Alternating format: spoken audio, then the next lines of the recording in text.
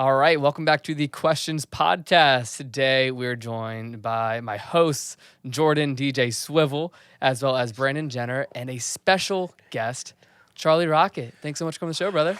Welcome, Charlie. Yeah, welcome to the show. How we doing? I'm on a winning streak. Dude, like always. You know it. I love that. Winning streak. Oh, I That's saw his that thing. on your Instagram. Yeah, it's his thing, right? Yeah. I love So it.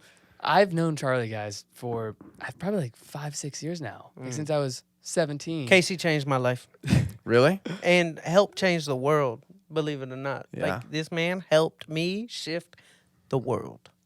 True story. I How did you believe guys it. meet? Yeah. What was the connection? So we met Charlie. I remember I was sitting in my parents' house in my bedroom. I think I was 17, 18, still living at home before I moved to Arizona. Then now I live in LA. And the video that I showed you guys, the homemade Nike video, right? Yes. that Yeah. we saw. I saw that on Charlie's Instagram page. And for those that don't know, Charlie, your background in music, from managing 2 Chainz to Travis Porter to working with Soulja Boy and to winning Grammys, that your story in the music business, I knew the CEO Charlie that he was, and as he says, like his past life. But when he was going through this journey, I saw this video, and I'll let him tell it more in depth. And it just spoke to me, and I reached out to Charlie, and I was like, dude, like, how can I help? I was doing a lot of like viral Facebook advertising campaigns at that time. And I remember we threw the video on my page. We got like 2 million views in a week. And then I'll let you tell the story. But that's how that was like our initial connection and reference of conversation. Amazing. So this is how Casey changed the world. So I made this little video. It was a crazy manifestation of me wanting to be a Nike athlete. And I did not play for the Lakers or in the Olympics. But I saw it. Like, when I closed my eyes, I would like literally see it. I'm going to be in a commercial with LeBron James and Serena Williams. I saw it. Right. And I was like, all right, well, law of attraction. All right, how do you attract something? First, you got to like be it. I was like, what do Nike athletes have? They have Nike clothes on and they have Nike commercials. So like the ignorant, delusional optimist that I've always been, it's like, I'm going to make a fan-made Nike commercial. Nike's going to see it. Nike's going to sign me, and Nike's going to put me in commercials with LeBron James and Serena Williams. So first step, Nike commercial. Fan-made Nike commercial. Made it for about $650. Ended up being Nike grade, very quality. Yeah. It was awesome. Yeah. And then I put it out on my little Instagram with 10,000 followers. It starts getting spread. Phone starts ringing. Casey calls me. People are circulating it. Then views are going up and like all organically just being pushed. And then Nike calls me and I'm like, tingles. I'm like, is this because like the phone said Beaverton, Oregon. Like, I'm like, there's only one reason why Beaverton. Before you, so they just randomly called you? They didn't just randomly call me. They said, we don't know who you are, but somehow you got our campus in a frenzy fighting over who's going to bring you here first. That's an amazing call. It's great. So then they were like, all right, let's fly you up, Beaverton. They put me on the little limousine, first class. And I get on campus, and the businessman in me is like, they're probably just going to do this like little feel good, tap me on the shoulder, give me some shoes. Great job. Great job. Keep dreaming. Yeah. Take the photo with the Yeah. field night or whatever. Yeah, Nike's such a great company. Right. That was my expectation. And yet they walked me into this conference room. And there was about 30 people in the conference room, all the executives. And they sat me down and they had all these TVs on the wall.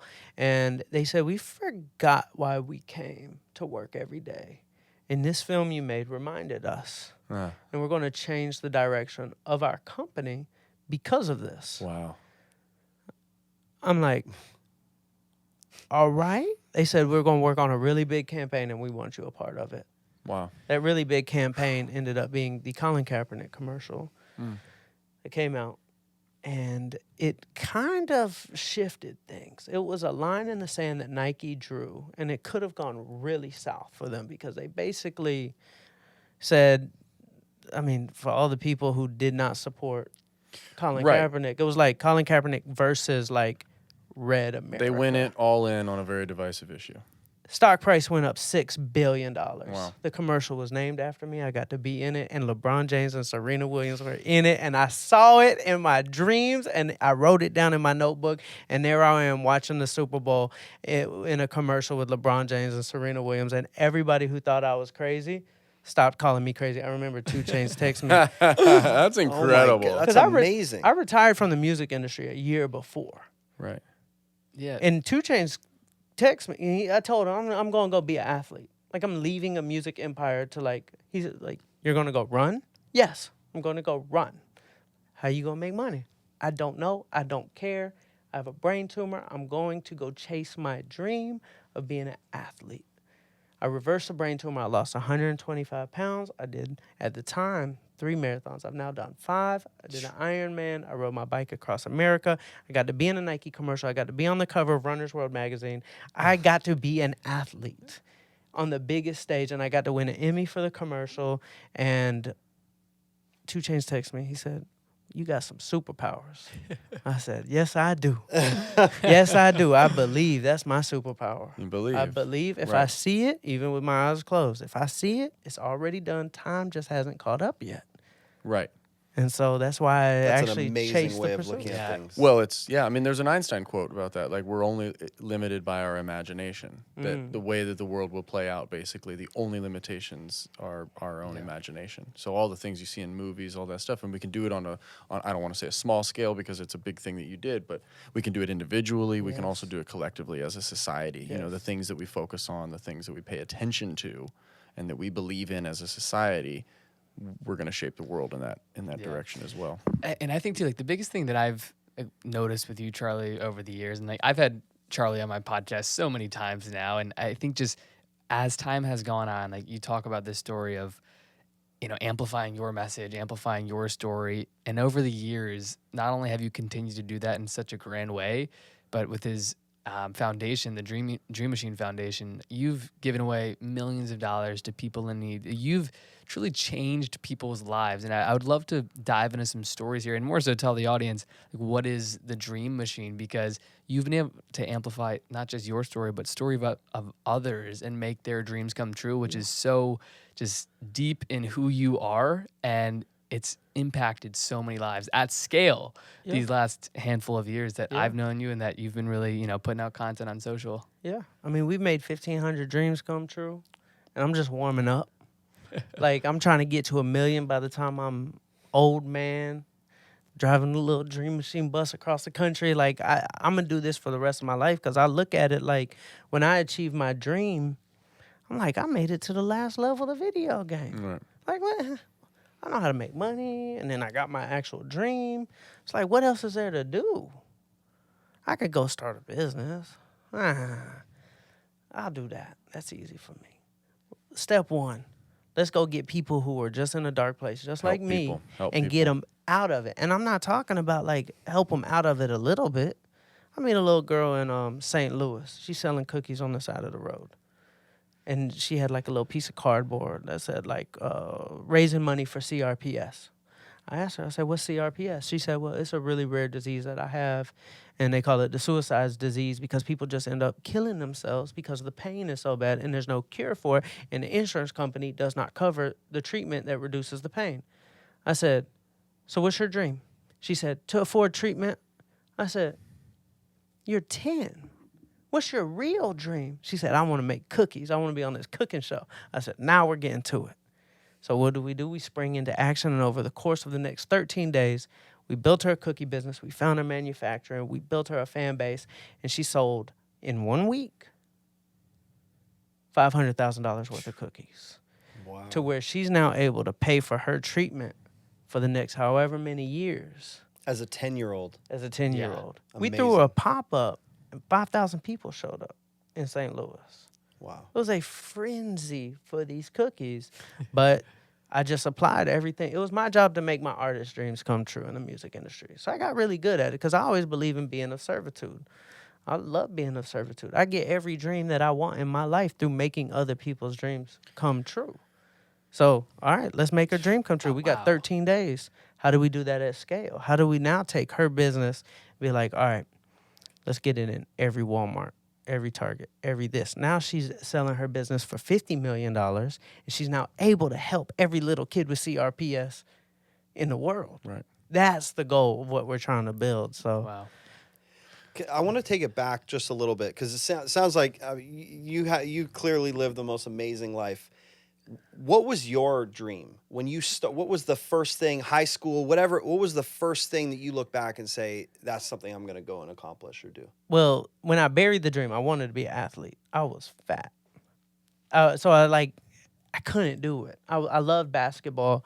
I wanted to be on the basketball team. I was good enough to play in middle school, but being fat, you get into high school, the competition changes a little bit. So I told the coach, I want to be on the team. I'll be the water boy. I was like, cool. But I'm like, I'll be the water boy. Like, I want to be on the team in some way. But that was where, like, servitude, once again, just servitude. And so I buried the dream. And I remember I'm walking in the hallways, and there were some kids wearing these jackets. And this is how I know, like, the path I'm supposed to go on in life. When my eyes light up with the simplest thing. It's not like big things that, like, make me excited. These guys had these jackets on. And they were in a rap group, and they all had these club jackets with the embroidery on the black. It was that Black Mob, and that was like their little rap gang. And I'm like, I want to be a part of that. That is cool. I was a white kid from Atlanta. I'm like, that's cool. Like, hip-hop's the future. And I'm like going to my mom. I'm like, Ma, like, I want to put a studio in my bedroom. She's like, I don't know about that hip-hop stuff. She's a little Southern lady, so vacuum cleaners. I don't know about all that hip-hop stuff. I'm like, no, it's entrepreneurship. Next thing you know, I have a studio, and put a studio with 50 kids from the school recording. Our songs were 20 minutes long. Everybody's getting on the song. And it just became crazy. And I was like, Ma, I need a camcorder for Christmas. Because I'm like, I want to start blowing these artists up. So I built a website called spityourgame.com. It was like Biggie Small, Spit Your Game talking shit. So I'm like, spityourgame.com, bloop. And then started filming all these artists. And then we built like a culture in Atlanta of like this dance music. Like doom, doom, Like the D4L and all that. Yeah. But this is before D4L. This is the kids in high school, the skating rink music. And what's this? Late 90s, early 2000s? No, this is 2005. 2005. Okay, yeah. So a little before, yeah. So we're making all this dance music. I'm featuring artists, and they're starting to get signed. If I put somebody on my website, an A&R is calling them because we were getting so many views. And next thing you know, I get a phone call from Interscope Records. He said, we just signed this artist, and he wants you to be his cameraman. I was like kind of like a celebrity cameraman. Maybe the first. I was Lyrical Lemonade before Lyrical Lemonade. I was Cole. Shout out Cole. But the 17-year-old Atlanta version. So they said, we signed this artist. He wants you to be his cameraman. I'm like, who is it? He said, Soulja Boy. I said, I'm in, but I got to ask my mom if I could drop out of school. I was in community college at the time. And I dropped out of school, went on tour with Soulja Boy, and then we basically, Soulja Boy, he actually hasn't said it yet. Soulja Boy was the first rapper to vlog. I don't know why he's never said it. He was the first rapper to do everything. Everything. And I don't know how he that every skipped day. that one. Because rappers did not have, like, cameramen who were putting out videos every day. Right. So it's like we were filming on little tape, the mini DV tapes. Yeah. I had the Canon GL2. I'd have to transfer it, This is before YouTube. No, this is brand new YouTube. Okay. This is brand new YouTube. And then I got fired. Delusional optimist, thought it was the greatest thing that ever happened to me. Signed this girl group and got him a record deal in 24 hours with Interscope. And they fired me. Delusional optimist swore that was the best thing that ever happened to me. And then that's when I found Travis Porter. And Travis Porter, we just ran it up independently. Booty shaking music in the strip club. They were 17. I'm taking them straight to the strip club, and we broke all of our records right there. And then I signed 2 Chainz, and then Travis. And you signed 2 Chainz. You were managing 2 Chainz. Yeah, when he was Titty Boy. Wow. So this is pre. This is OG. This is pre Ludacris and DTP. No, and he all was that. signed to Ludacris for 10 years. Oh wow. He was in a group with Ludacris. Right. And see, everybody knew he was a star. Everybody. I mean, Titty Boy was a star. Like, but he was in a group. He was kind of like old. He was like 33 years old at the time. And rappers who are 33, they're not really like making noise like that. And Ludacris, he was Big signed. Shadow, too. And he was signed. He was like, nobody. I was the delusional optimist. And me is like, all right, me and my business partners, we're going to take you solo. We're going to change the name. We're going to make you a star. And he wanted somebody else to manage him. He wanted Rico Brooks, who was a big-time industry manager for like Young Jock. Because he's an educated, smart, mature, successful man. And I'm like 21. Right. And so I was like, I'm not going to ask for permission to be great. I know I'm going to be your manager. And he would put us all in a room. He looked at me more so like a marketer because I knew the internet thing. But he would also walk outside the club and see me passing out CDs for Travis Porter. And people were confused because I had #2 song in the country. Okay, now, ladies, like, but I'm still passing out CDs. So when 2 Chainz would walk out, he would be like, all right, you do my marketing. And people would ask me, why are you passing out CDs? I was like, because this is how I got in the game.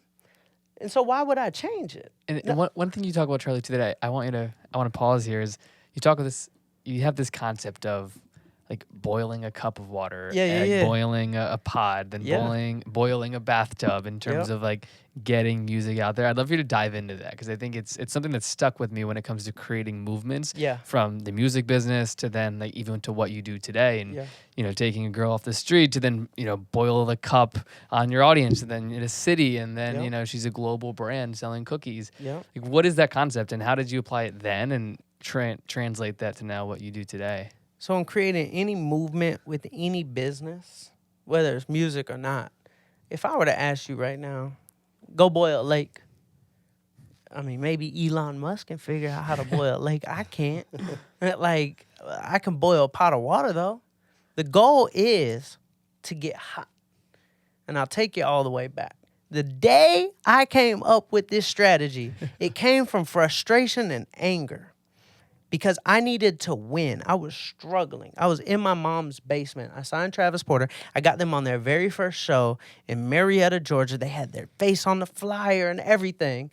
And I get to the club, and there's 4 people there. And I was pissed. I was like, I had just been fired twice. This is my act. They're going to leave me. Like, I'm not doing a good job. Like, there's 4 people that showed up. So that day, I decided to change my entire strategy as a manager.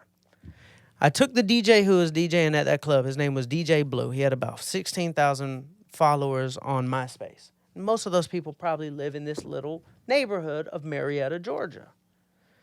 I messaged each and every single one of them from Travis Porter's MySpace page, and I would do MySpace comments every single day. And I boiled Marietta, Georgia, to where when we would throw a party there, everybody showed up. And then I took another neighborhood and I boiled that because if I have a pot of water and it's boiling and I add more water to it, that water will become boiling. If I add more water to that, then that will be boiling. So I would take one neighborhood, then next thing you know, get this neighborhood, and then you get all of Atlanta, and then you get the Southeast, then you get the college towns, then you get the Chitlin Circuit, then you get the whole East Coast, then you get the Midwest, and I was able to boil my way all the way to having #1, #2 song in the country. Multiple of them without a record deal, by just running a business.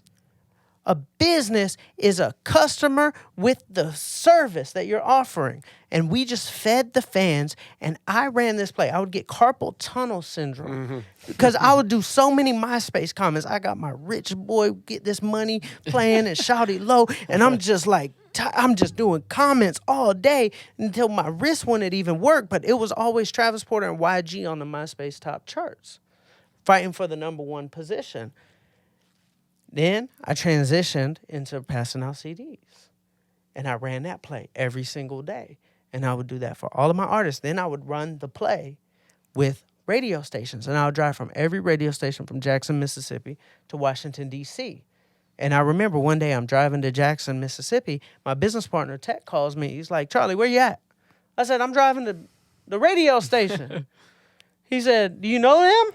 I said, no, but I'm going to meet them. He said, what you mean? Like you're going to meet him? I'm like, I'm going to go knock on the door. The delusional optimist in me. And I would become a professor of the jungle, as Phil Knight said in Shoe Dog. Yep. Phil Knight asked the general of the Vietnam Army, how did you beat all the superpowers? Like nobody was able to beat you.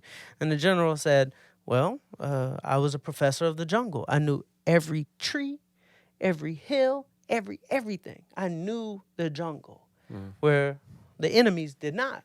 So I took this and I'm like, I'm gonna be a professor of the jungle. How does this doggone thing work? I was like, okay, there's always mix show DJs that influence the program director. So how do I get the mix show DJ? There's always girls that influence the mix show DJ when they're in the club. So now I got to get the girls to influence the mix show DJ, and I would identify how songs became number one in the urban market. There's a mix show DJ. His name is DJ Bill Black, and he's DJing in a strip club in Atlanta. Now, I'm sending everybody to the DJ booth to always request our music while I'm outside passing out CDs. So overnight, like, people would get to know what we're doing. Bill Black would then be like, all right, this song is popping. Let's put it on the mix show at Hot 107.9. Hot 107.9 is the most influential radio station. And there's one gentleman named Hurricane Dave, who's the program director, who always asks Bill Black, the mix show director, what the most important songs to play are. So if you get from the strip club to Bill Black to Hurricane Dave, now Hurricane Dave does a call with Radio 1 radio stations, all the urban stations, all 21 of them. He does a call once a month because every station is going to want to play what Atlanta's playing. So here I am, influenced all the way up to having a nationwide song without a record deal and without spending the marketing money for radio. Yep. Starting with a pot of water. Started with a pot of water. I love that. small groups of people. I'm always looking for the pin that knocks down all the rest. It's really smart. Yeah. And with any business I'm doing. So thanks for asking that, Of course. Casey. No, I love that concept. I mean, you both are in music yourselves. Like, what do you have to say about when it comes to the way you guys think about music and putting out music today? It's very enlightening. It's really easy for people, for artists, to think from the top down rather than the bottom up. And I really appreciate, your strategy where it's just been focusing on that handful of people. The other thing that is also the most rewarding, has been the most rewarding thing for me, is when you have like that one person that writes you, or a few people, but you have those people that write you that say, this is how your music has affected me. And to always be reminded that it isn't really about the masses. It's about that connection that you have with people individually and how, what you've created has helped them in their lives. Yeah. I wanted to just point out that, like, because it seems like you've moved from music into a very different place, and to go back to that little girl that you were talking about, and this is something that you already know, but this is something that I've been trying to really incorporate into my life more because I know how important it is. There was a letter that this woman had written, a friend of mine, mom, who was passing, and in this letter, it was beautiful. She talked about like how all the time that she spent with her kids and all this stuff. She said, I wouldn't change anything in my life except for one thing, that I would have spent more time in my life being in service of others, because it's the only thing that truly brings you joy. And so I just want to acknowledge the fact that you're on this kind of journey, and it seems like you said, you want to be an old man, making the dreams of a million people come true.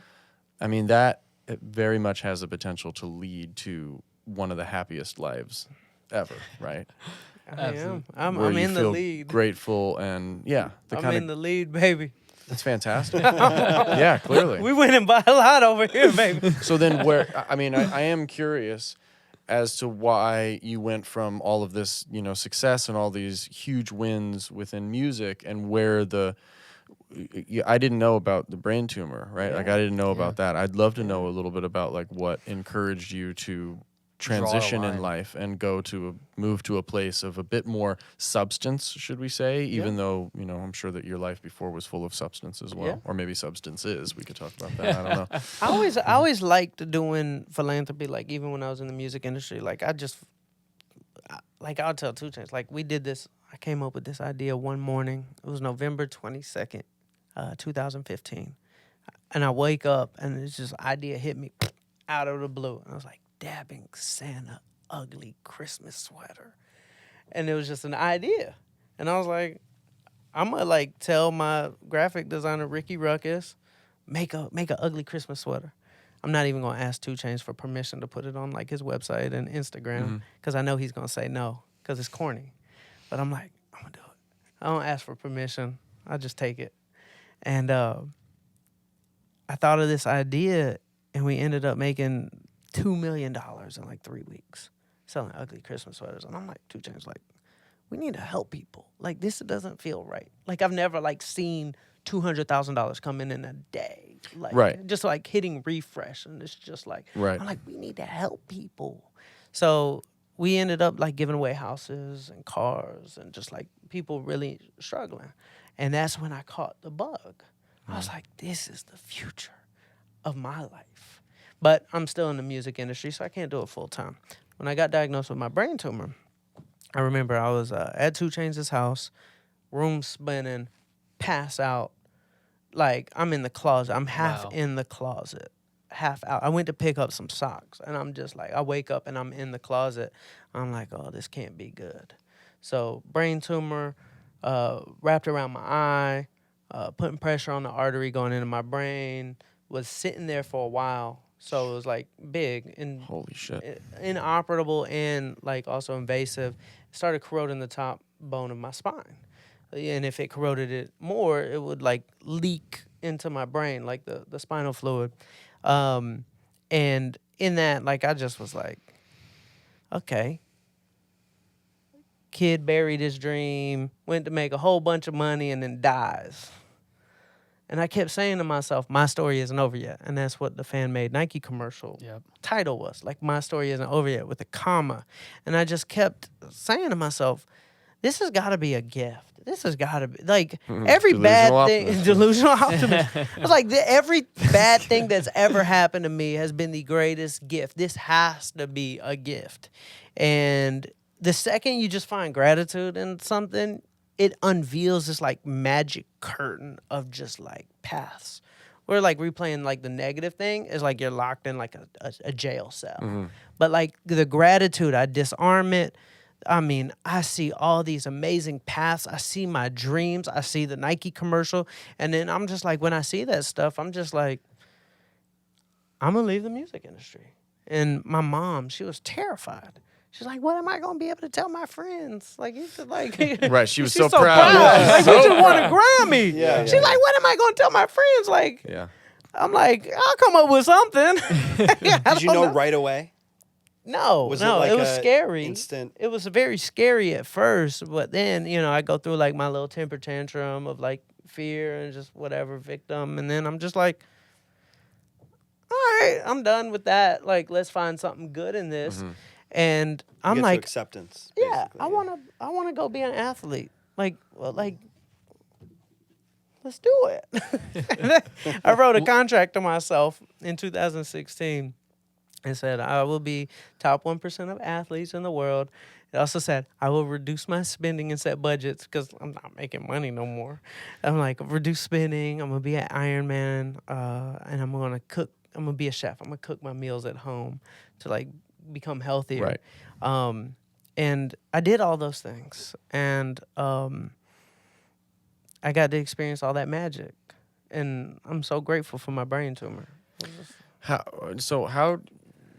important do you think that kind of? I noticed that you have a journal. Oh yeah. You write Oh my stuff down. You gosh. make a contract to yourself. I yeah. mean, your ability to manifest isn't just thinking of something. I mean, you clearly put You things walk into it. action. Yeah. Right. I've never seen, and we'll have to get a picture of this. I've never seen a larger journal in my life. And Really? physically, like, not only the amount of writing and manifestation that I've seen Charlie bring into his life, but I remember when I lived in Scottsdale, Charlie came over one time. He's in my kitchen. I didn't see what was on the other side of the island. He pulls out this journal, probably 3 feet by 2 feet, like real journal, drops it on my countertop, And what was the name of the journal again? This is my Quantum Possibilities Quantum journal. It Possibilities has the Journal. chakra stones in it with the leather. I found it in Sedona. Yeah, Amazing. And we're flipping through, and I'm just you seeing all of these contracts and these affirmations and manifestations that this was years ago, and I'm sure that the things that you wrote in there have came true. But to your point, like I've seen this so like firsthand, and I think it's such a great point to dive into, like this idea of manifestation in your life, the law of attraction. Like how has that played a role? Is that where you're going? Absolutely. I mean, Yeah. it's something that people can have this idea, oh, I want to get from here to there, but they lack even I feel like that sometimes is like I lack the ability to be able to like, what are the first steps, right? And just sitting down with a piece of paper is something that really helps me, right? Yeah. I mean, to-do lists, I've got like to-do list apps in my phone. Those things can be really helpful, but just also it seems like the relationship that you have with writing something down or journaling in general, which is really it's a verb. How much time do you spend doing that? And has that always been a big practice of your life? Like ever since you were young that you've taken the time out? Because you can sit down and you can, pick up your phone and watch a show on Netflix, or you could decide to like sit down and open up your journal and be like, I'm going to just explore kind of a deeper part of myself. And I'm wondering how much time you've spent in your life doing that, and if you have some kind of a practice around that. So I have all my journals since I was like in high school. They're in my mom's basement. The magic, I used to operate in a place of like 1 + 1 = 2. That was like my life as a businessman. Right. If I do this, then I will get this. If I work harder, if I pass out more CDs, I will get this. 1 + 1 = 2. And that works for success. When I got diagnosed with a brain tumor, I needed 1 + 1 = 1,000,000. I'm like trying to like, I just need, I want a miracle. Like, give me the miracle. And so I would like start asking for the magic. I can't 1 + 1 = Laker. I can't do it. But it's what I see. So I'm now expecting, and in life you get what you expect. I expect a miracle. And so I got a miracle. But I also believe it. I vibrate at it. Yeah. I see it. It's done in my mind. Even how I speak it, I will tell somebody as if I'm so confident to where I don't even give them a chance to have an opinion. Like if I were to say something to you in a little weak way, like I'm thinking about maybe trying to be a Nike athlete. No, I'm going to be in a commercial with LeBron James and Serena Williams. Like it's done. Like I'm going to make this commercial. They're going to see it. They're going to sign me and it's done. To where you're going to be like, it's not even worth telling him. That's a bad idea. Right. Yeah. Let's not even tell him. But abracadabra. Right. The definition of abracadabra, it's an Aramaic word that means as I speak, I create. Our words, whether good or bad, are spells. That's why they call it spelling. Like I will speak and I will create. We are the only species that can speak. And we just happen to be the only species that can create. I mean, a beaver can create a dam, a bird can create a nest. We can actually create. Yeah. We can speak too. That is just this magical ability that we have, whether we're half alien and we're a hybrid of some, I don't know how this happens. It's possible. But we have it, and there's some little cheat code and Easter eggs and some little like glitch that we can break through this video game that we might be in to attract things. And I write in my notebook because I do know that that pen is my wand. But I'm also, it doesn't start or end with the notebook. It's just a part of it. I'm living in my notebook all day. I'm telling people my dreams all day. Like, I do not spare anybody. I will talk about it. Some people believe, don't say anything. You're going to jinx it. No. Speak that shit. I'm going to tell everybody what I want. Right. Let me ask you this. Practically speaking, you had talked about,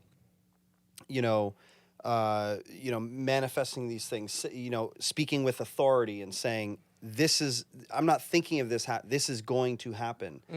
Do you think, practically speaking, by being so definitive in that statement, you're essentially not allowing any negative. No. You're not allowing any of the, your friends are like, oh, that's going to be so hard though. Like, how are you going to do that? There's no, oh, you can't, it happens all the time to everybody, right? Do you It's think never that is happened the to me. reason when you speak with such authority and such like conviction that you're not even opening the door That's for the friends key. or people to give you a negative I have gone my reaction? entire life and nobody has ever given me their negative opinion. And I talk to people all the time and they're like, oh, like people are just so negative when I tell them my ideas. I'm just going to hold it in. I'm just going to show them when it's done. Like, I'm just going to go do it and not say anything. I'm like, I feel so sorry for you. Because it's like, I'll put out to the world, I want to be a Nike athlete. I'll even like make a video and then Casey calls. Like, I'm like that far removed from keeping it to myself that like it attracts. Boldness is has a gravity to it. Yeah. And that's attraction. So it's like if we were to look at like a planet, like the bigger the planet is, the more gravity it has. So it's like, is my belief big and attract this gravity, or is my belief small? People will tell you to dream big, but why don't they say believe big? You could dream big. If you don't believe it, it ain't got no gravity, so it's not attracting anything. Are you? Is there? And I mean this in the nicest way possible. But is there almost like something that you aren't capable of in like with regard to fear around certain things? Because I think that a lot of people. I heard somebody explain something in a really great way. He said, I try to think about like my options as like this big basketball court or whatever, and when I put something that's a very big dream out there, something that's big, it's like a trash can and it casts a big shadow. And the little ones cast little shadows. So the bigger the shadow represents your resistance to those things. So the bigger the shadow, the more resistance you have towards those bigger dreams, right? You're afraid of them. You're afraid, the average person might be afraid to say, I want to be a Nike athlete. I want to be in a commercial with, Serena and LeBron, right? And he was basically saying, get to know yourself, get to know where the biggest resistance is, because that's the direction that you should be heading in all the time. You should be chasing those biggest dreams. Bigger is there something that you can look back, like when you look back in your life and your childhood, have you always been kind of the person, even in school, right? Like elementary school, whatever, the one that like would just tell the teacher how it is, kind of? Are you the kind of guy that has just been, has almost lacked that you lack the fear kind of chip or something like that? I don't lack the fear. The fear exists. And in school, like I would never just like say like, nah, that's not how it is. What I've gotten to experience in my life is the bigger I go, the easier it is. For example, I truly believe Elon Musk and his $4 or $5 billion companies is probably easier than running like a coffee shop or a barber shop. Like, it's so big and bold that it attracts the right people to help you see it through. It's not him doing it by himself. It's just very inspirational to be a part of something big. Right. So for me, when I do small things, I struggle. When I do big things, for me, honestly, doing an Ironman is easier than saying, I'm going to go run every day. Right. Or I'm going to not have some little small thing in your life. I'm going to eat, the veggie plate instead of the whatever. It's probably easier to go do the Ironman than it is to make those small decisions. Right. The Ironman is this like big, bold thing that then becomes your identity. And then you tell everybody I'm doing an Ironman in New Zealand in March. And now I got this web of accountability. And now people are like, oh, really? You're doing an Ironman in New Zealand? Yeah, I'm doing an Ironman in New Zealand. Now there's like this energy exchange happening. And now they're excited for me. So now I got to really do it. Versus, bro, I wake up and run every day. You're like, oh, that's nice. Right. Kilobytes of energy were exchanged versus gigabytes. See, I totally agree with that. When I think in my own life, the biggest challenges that I sort of put on myself I'm more motivated by them because they require a much longer thinking, more effort, to put together. To your point with running, every day is an opportunity to fail. Whereas if you miss that day of running, like, oh, I failed. I didn't do it that day. But when you think about a big thing, you don't fail or succeed on one day. You fail or succeed over the course of months or years. And so, you know, there's, like you said, there's a lot more accountability. You have more people involved. You have more, there's just more gravity to it. So it forces you to sort of really go after it. You can't even get to failure in something like that. I mean, it's much more difficult, I think, to fail at something like that because you're already so committed. You're locked in. Well, it takes care of a lot of the small choices, right? So, like, if you say 6 months from now I'm going to do an Ironman, your tomorrow's routine will be very different. Because, and it will be easy. Clear what it will be. It'll be easy for you to be like, I got to get on the fucking treadmill, or I got to go and do this shit because I don't really have a choice, right? It's that idea of 100% is a breeze, 99% is a pain in the ass. When you decide to, point your ship towards a big thing, all those little decisions are pretty much made up. It's It's one choice and one opportunity to fail versus 100 or 1,000 choices and 1,000 opportunities to fail. Right. Could I take y'all through an example of something I'm manifesting right now that will happen, and I'll explain exactly how it's going to happen? Please. And this will be proof. Oh no! Oh God! Mic check. Mic check. check. Oh, it's fine. Oh, It's God. fine. It's fine. Okay, So keep bold, going. he had to unplug This it. will be proof. No, it's fine. It's in We're there. good. Yeah. Okay. That's the one cable that doesn't have the clip on it. Yeah. So, I'll have to swap that out. so a manifestation, something super big, something I've never done before, but something I'm so certain and that is going to happen in exactly this manner, is I want our foundation, because I truly know the entertainment aspect of how fun this is and how positive it is. And I have all the proof in the world from like all of our fans on TikTok who literally love the giving part. I'm like 8-year-old, 25-year-old, 50-year-old, and 70-year-old all love giving in this generation. Yes. Like this generation of kids, they care about social impact. So I'm thinking to myself, this is the greatest opportunity on planet Earth to create the biggest platform on the earth. And I was like, what if we were to create the biggest television show in the world that doesn't have any toxicity, but is truly bold, so it is entertaining through its efforts of trying to pull off a cookie business in 13 days or whatever. I was like, let's make the biggest TV show in the world and let's put our foundation on the world map so we could be as big as a Make-A-Wish. I was like, all right, how am I going to do a TV show? Well, about 1.5 years ago, I signed a television production deal. And I allowed the person we signed with, Steve Harvey, to do it the way they suggested, the normal way. Here's a little sizzle reel. Let's go pitch to the TV shows. And I got 13 no's. Everybody said no. Right. I was like, I know why they said no. Because we went the normal route. Right. Yeah, of course. Of course they're going to say no. course This they're gonna is say no. fucking normal. They say no 80 times a day, the normal route. Yeah. I'm like, let me do it my way. So now we're going to do it my way. Biggest show in the world. Wow. We're I saw you post about this recently. Absolutely. Yeah, we were talking about I it. talk about this. Yeah. I literally talk about it. So, biggest show in the world. How are we going to do it? I said, one, it is not starting with no pitch meeting. It starts with the fans. Right. Fans got to feel like this is their show. Yes. There needs to be 500 people outside of Netflix building wanting this show to happen. There needs to be a pilot that's shot, and there needs to be premieres happening now with our fans. There needs to be a petition with 40,000 of our fans saying we want this show, and we want the biggest. We want the priority. We want the biggest network. Yeah. We want the priority. So we're now, when we're walking into that meeting, I was talking to a gentleman the other day, big executive producer in the industry. He's like, so Charlie, you want the fans a part of the pitch meeting?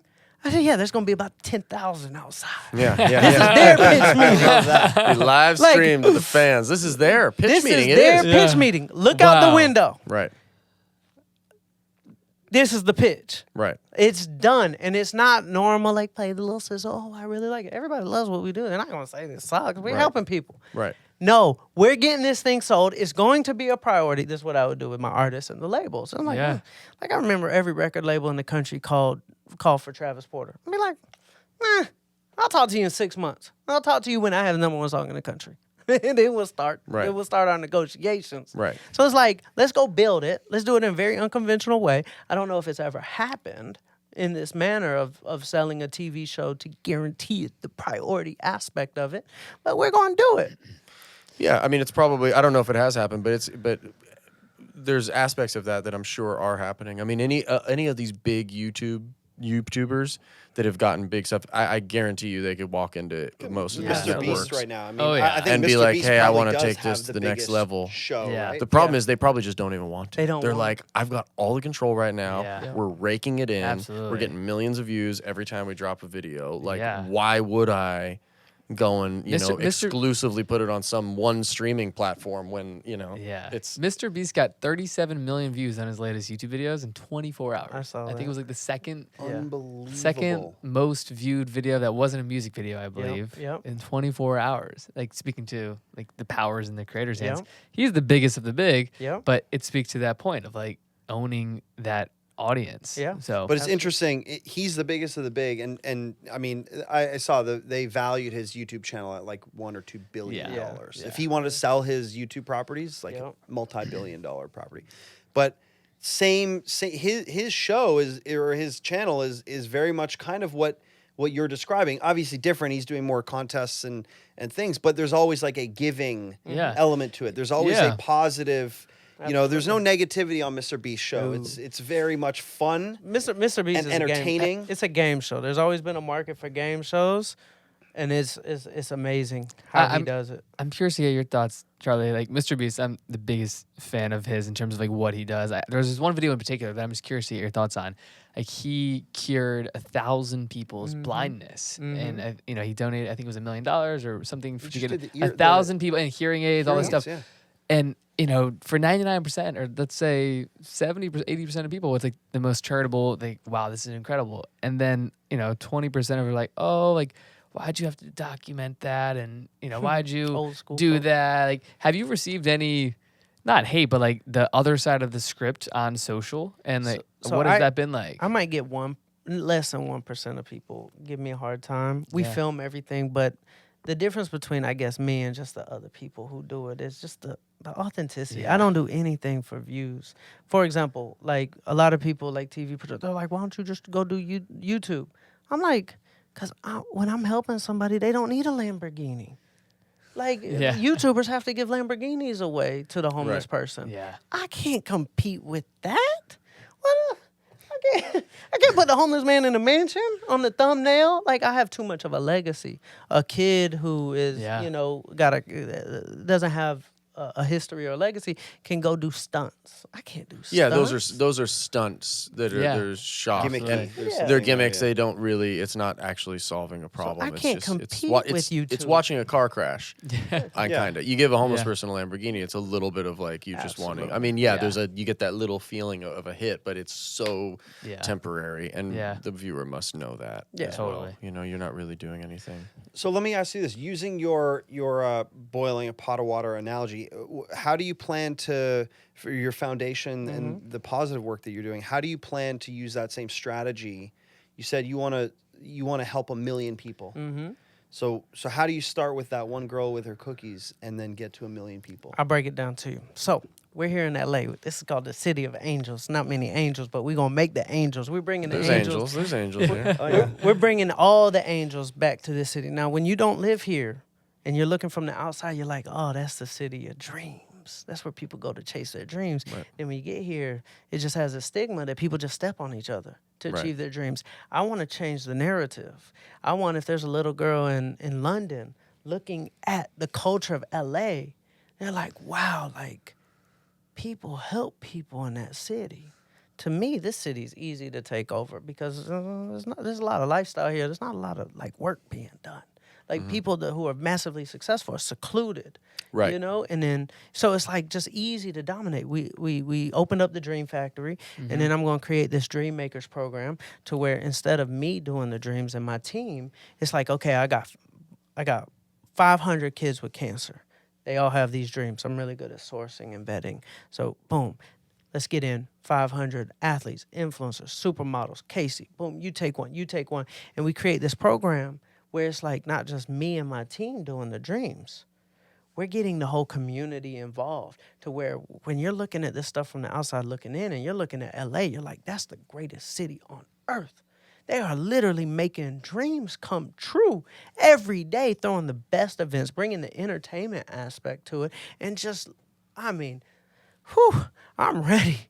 We do 1 million, it's got to scale beyond me. I can Yeah. be the catalyst for the scale to where there's dream factories in Miami. There's dream factories all over the world.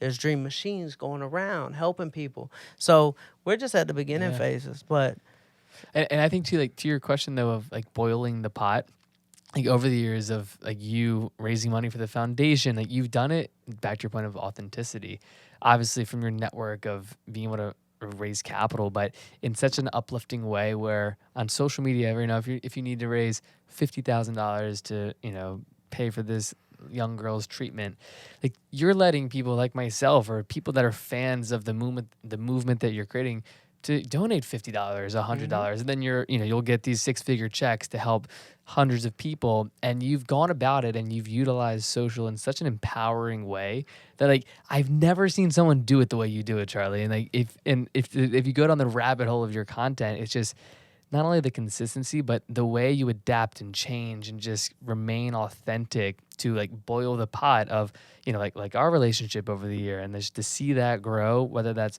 fundraising for a good cause for the foundation or just like working with one person in LA, then working with hundreds and making their dreams come true.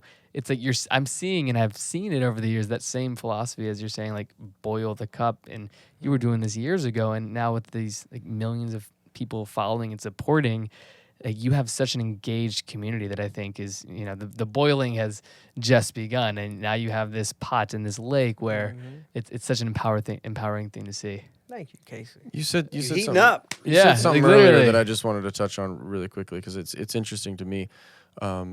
You mentioned that young people or this young generation are for social change. Is that what you said? Yeah, social impact. Social impact. Yeah. I want to know because, you know, I'm 41. I'll be 42 in a few days. And I'm kind of like in the middle where I have a lot of respect for people that are younger than me, and I see that. But I also have like people that are older than me that see younger generation as like just a bunch of softies that are woke kind of a thing. Yeah. You know what I mean? And so I wonder where how you view and why you even come up with that term of like, you know, this is a generation of social impact. And, you know, if you could just say a few words on why you think that is the case, because I believe that to be true as well. And I want to know how you kind of came to that conclusion and what you've seen, because I'm assuming you're substantially younger than me. How old are you? 35.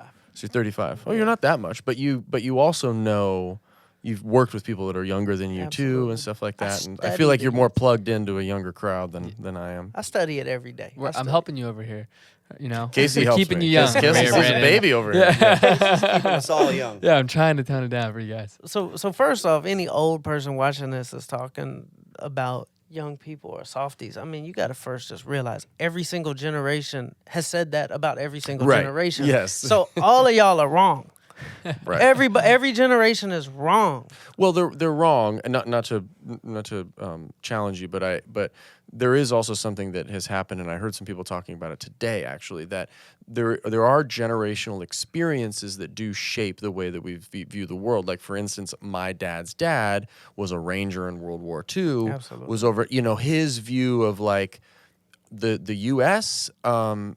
Is something that's much more fragile than maybe young people do, because they haven't experienced war. Like our parents haven't even experienced war, right? Yeah. Like we're a generation removed from how dark humanity can really get and society can really Yeah. get. Yes. So I understand what you're saying, but also you know, I worry sometimes about that cyclical thing, you know, that we have a generation that goes through really intense hardships, and then we have generations that kind of take all of these wonderful things that And we guess have what? as a country It and as will a society for granted. always be Yeah. that cycle. Right. I mean, what we're talking about is like the past 100 years.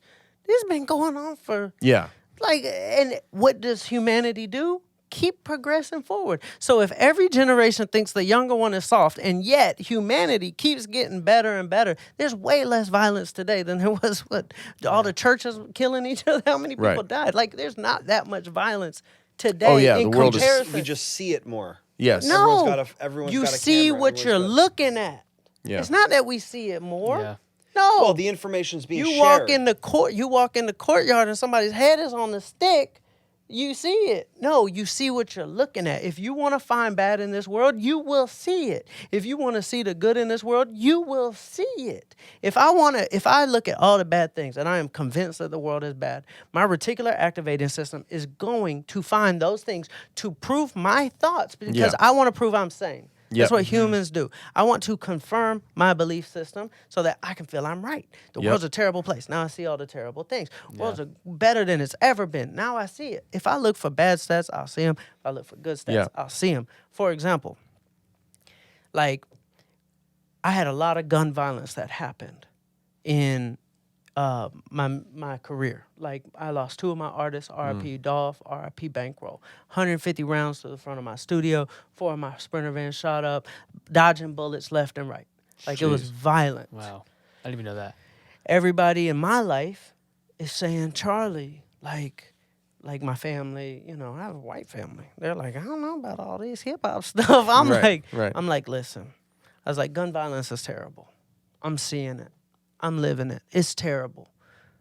But when I pull up the stats online, 22,000 people died from gun violence this year.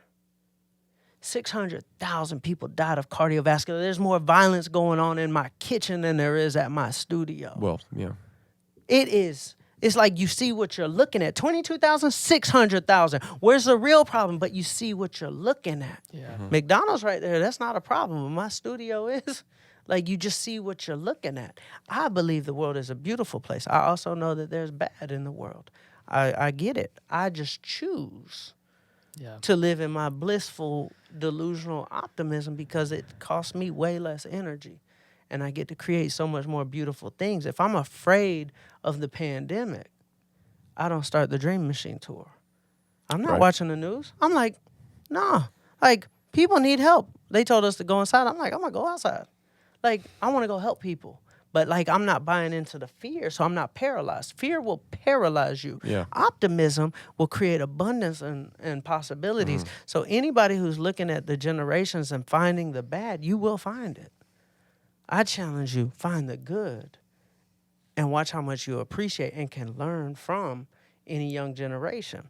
So me, I love the kids. I'll go to an RV park with the Dream Machine, and there's an 8-year-old kid like, I love everything you do. I'm like, kids care about social impact? For sure. I like care about companies that change lives. Like, I'm like, wow, like when I was a kid, I just liked Allen Iverson. Like, I like 50 Cent. Yeah. And a lot of times it's up to, I have this big theory with, phone usage, right? Which is kind of a big problem in society. And I see my parents, they're like the worst at it. Especially like my mom, like she's just, boop, boop, boop. She loves it, right? Just, I saw she was in Athens recently. Right? What's Your up? mom, she was in Athens recently. She's she's posting all on the gram. over. She's on her phone all the time. Yeah. She's like, we went to my daughter's play the other day. It was a little off subject, but my daughter's up there and she's looking out in the audience and she sees kind of like me, and right next to me is my mom. Like if you were her, she's like this. I'm like, Mom, she can't even see your face. You can't even see your face because you're so worried about like catching the moment, right? Yeah. But I do believe that the younger people, the ones that grow up with technology like this, are the ones that will create the guardrails around it because they're going to see how it really affects them, their friends, and their own health and their own mental health, right? So it's kind of, I think that a lot of times it ends up being up to the people that grew up with Let me the ask y'all a technology question. to How many of y'all have y'all's ringer on right now? not me. Not me. Nobody does. Yeah, of course not. This is crazy. So this is how it goes. This is how it goes. My mom's would be on. It would have been going off all the time. Like we used to have actual ringtones, Right. and then it went to like silence. Now Vibrate. Yeah, I went to vibrate. it went to vibrate. But now somebody like me, I've had a cell phone for so long, I keep my thing on do not disturb. Right. To where my phone is now a beeper. Right. It won't even buzz. I Right. just got to see it when I see it. Yeah. It's crazy how these things go in circles, but we will adapt because we've had phones for so long that we have turned our phones into natural progression into beepers. Do not disturb is on all day. Right. I don't even want to feel the buzz. I want the new beeper, whatever that is. Like I actually just want like a. You got That's it. It's your great. phone. Just It's put your it on phone. Do Put Not it on Disturb. Do Not Disturb. That's the There you natural go. progression of where we're going, is that we're naturally going to heal ourselves from the things that make us sick because we are progressing. Yeah. Yeah. But we also have to have the awareness in the same way that like our parents don't, right? But yet Right. kids, they do. Yeah. And the same thing can be applied to social awareness, right? Like my parents grew up. I still remember this. My dad is a trans woman, and I remember seeing a video that my mom showed me. This was in like the 80s.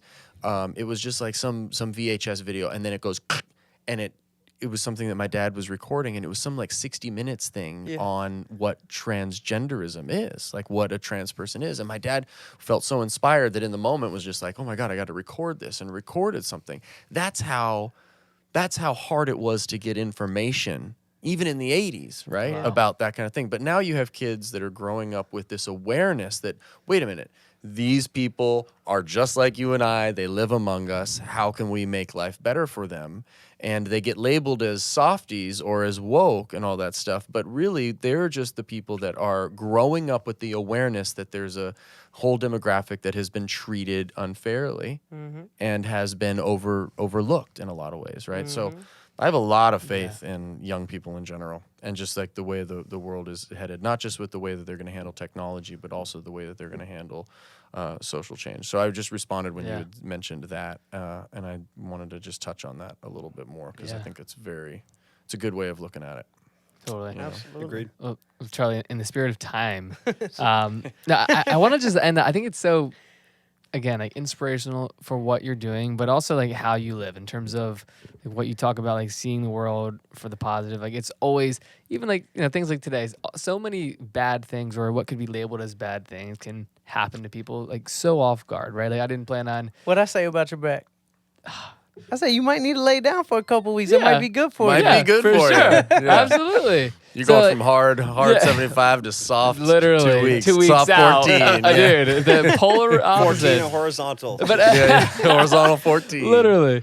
But like for people that maybe watching this or listening, and I think everyone goes through this in their life, like whether that's dealing with hardships or like not feeling inspired. Like whenever I'm around you, you are just filled with optimism, positivity. Like where would you start if you are going through a time in your life when you're feeling like you don't want to get up, you have no motivation, or you just feel stuck? I'm sure you've dealt with this over the years. Absolutely.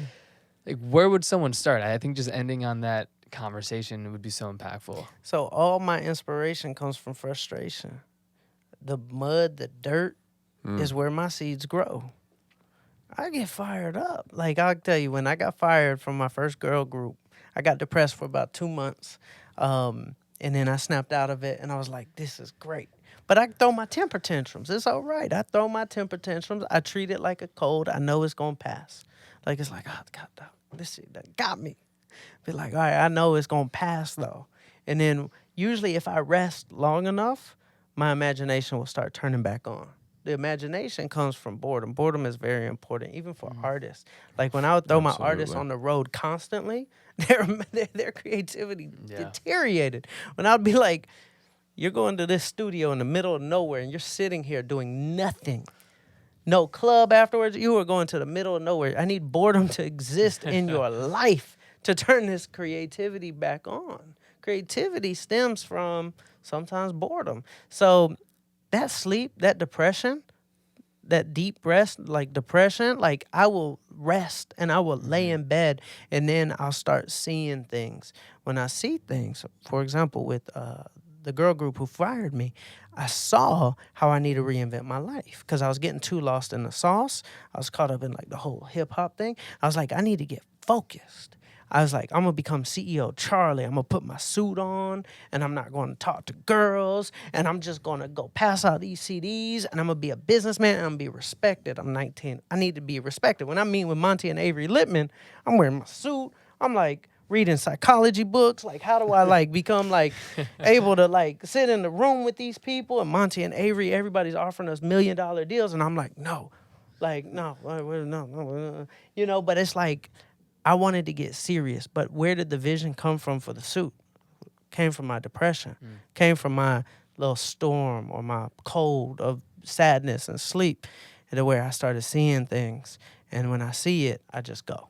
So I appreciate all the bad stuff. Yeah. I give gratitude to it, but let it be bad. Yeah. Get that frustration. That rocket fuel is from those dark places. That gives you the willpower to go. Yeah, I've heard somebody told me one time, a therapist a long time ago, was talking about the endocrine system in our bodies, and essentially that like all these feelings have different purposes, and anger is the feeling that you get when you know that something needs to change. So if you're feeling anger, which also could be labeled as frustration in your life, then it's all that is an indication that part needs to change, that you need to change something. Yeah. That's the only service that it really has, anger in our lives, which is a great way of looking at it. I celebrate Good anger. marker to keep an eye on. It's great. It's fantastic. You're angry, you're mad at somebody, right? You're in your relationship, whatever it is, and you find yourself being like, I'm so mad at you or whatever. It's like, it's really just something that needs to change. You know? That's all it is. Well said. Well said. Well, Charlie. Yeah, Charlie, this Foundation. is fantastic. Thank you, man. I had Yeah, fun this on is- this. Thank you for joining us. Yeah, you got the neighbors over here. Yeah. Charlie, for people that want to know more about you, socials, the foundation, where's the best place that they can stay up to date with everything? Everywhere. Perfect. Perfect. Yeah, Yep. everywhere. We'll link it down below. That Thank was you, my Charlie. Kodak Black response.